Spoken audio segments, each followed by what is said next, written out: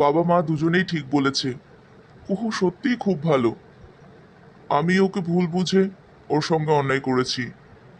আমার ওর কাছে ক্ষমা চাওয়া উচিত। May I come in sir? আজ বুঝি রাস্তায় ট্রাফিক ছিল না? এত তাড়াতাড়ি চলে এসেছেন? সরি স্যার, এবার থেকে আমি ঠিক সময়ে অফিসে চলে আসব। ঠিক আছে, এখানে এসে বসুন। মিস নিশা, গত 1 বছরের সমস্ত ফাইল আমার কাছে নিয়ে আসবেন। আমি ওগুলো চেক করব। ঠিক আছে স্যার। স্যার, আমি আসলে আপনাকে একটা কথা বলতে এসেছিলাম। বলুন। আমাদের অফিসের ইমেল আইডিতে একটা ইমেল এসেছে। ইমেল? কিসের ইমেল? একটা ফরেন কোম্পানি আমাদের সঙ্গে বিজনেস করতে চাইছে। ফরেন কোম্পানি আমাদের সঙ্গে বিজনেস করতে চাইছে কেন? আমাদের বিজনেস তো প্রায় শেষ হতে বসেছে। এখানে এত ভাবার কি আছে স্যার? এটা তো আমাদের কাছে একটা বড় সুযোগ। আমার মনে হয় না এই সুযোগ আমাদের হাতছাড়া করা উচিত। আপনি মনে হয় ঠিকই বলছেন।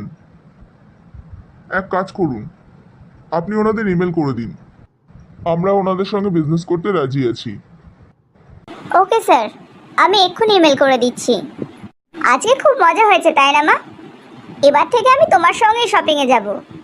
কুহু, তুমি তো নিজের জন্য কিছু কিনলেই না, তুমি তো সব কিছু আমাদের জন্য নিলে। আমি আমি নিয়ে কি করব? আমার কাছে তো অনেক আছে। তুমি শুধুমাত্র আমাদের জন্য শপিং করতে চাইছিলে। হ্যাঁ, আমি তো তোমাদের জন্য শপিং করব বলেই শপিংয়ে গিয়েছিলাম। জানো, আমি অন্যদেরকে দেখেছি মা বাবার জন্য শপিং করতে, কিন্তু আমি কোনোদিন কারোর জন্য শপিং করিনি। সেই জন্যই আজকে মনে হলো তোমাদের জন্য শপিং করি, তাই করলাম। মা, আমি তোমার জন্য যে জিনিসগুলো কিনেছি তোমার পছন্দ হয়েছে তো? খুব পছন্দ হয়েছে। আমার মেয়ে আমার জন্য পছন্দ করে জিনিস কিনবে, সেটা আমার পছন্দ হবে না? সেটাও কি হতে পারে? আর বাবার জন্য যে জিনিসগুলো কিনলাম সেগুলো যদি বাবার পছন্দ না হয়? নিশ্চয়ই পছন্দ হবে। তুমি যে পছন্দ করে সব থেকে সেরা জিনিসগুলো আমাদের জন্য কিনেছো। কুহু, তোমাকে একটা কথা জিজ্ঞেস করব। তুমি তো গৌরবকে একদম পছন্দ করো না, তাহলে ওর জন্য কিনলে কেন?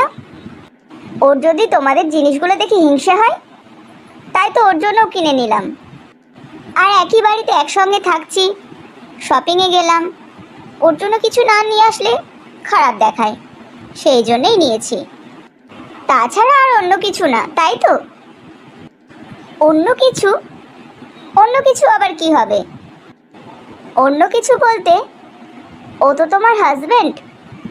আমি ভাবলাম হয়তো সেই জন্যই ওর জন্য জিনিস কিনলে।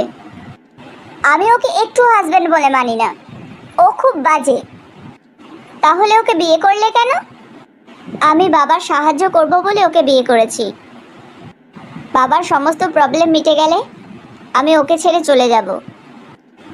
চলে যাবে মানে? তোমার না হয় গৌরবের উপর রাগ আছে, কিন্তু আমরা কি করেছি? তুমি আমাদেরকে ছেড়েও চলে যাবে? আমি একটু ভেতরে আসব? আপনি এখন এখানে?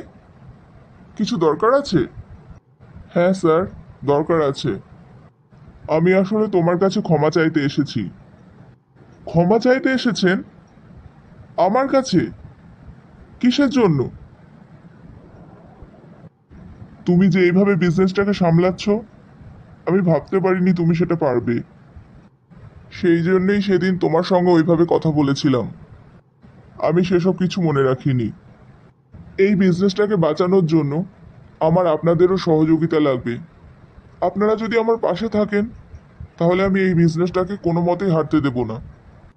বাবা সব সময় আপনাদেরকে নিজের পরিবারের সদস্য মনে করেছে। আর এই বিপদের সময় যদি আপনারা আমার বাবার সাহায্য না করেন, তাহলে আমার বাবা পুরোপুরি শেষ হয়ে যাবে। আমি শুধুমাত্র আপনাদের একটু সাহায্য চাইছি। আমি আমার ভুল বুঝতে পেরেছি। সত্যিই তোমার বাবা আমাদেরকে খুব ভালোবাসতেন। আমি তোমাকে কথা দিচ্ছি, আজ থেকে আমি আমার সমস্ত দায়িত্ব ঠিক করে পালন করব। আমিও আপনাদের কাছে শুধুমাত্র এটুকুই চাই। দেখো তো কুহু, আমাকে কেমন লাগছে? তুমি আমার জন্য এই ড্রেসটা কিনেছো বলে প্রথমে তোমাকেই দেখাতে এলাম। আমি তো খুব সুন্দর একটা ড্রেস নিয়ে এসেছি, কিন্তু তোমাকে পরে একদম ভালো লাগছে না। তা অবশ্য তুমি ঠিকই বলেছ।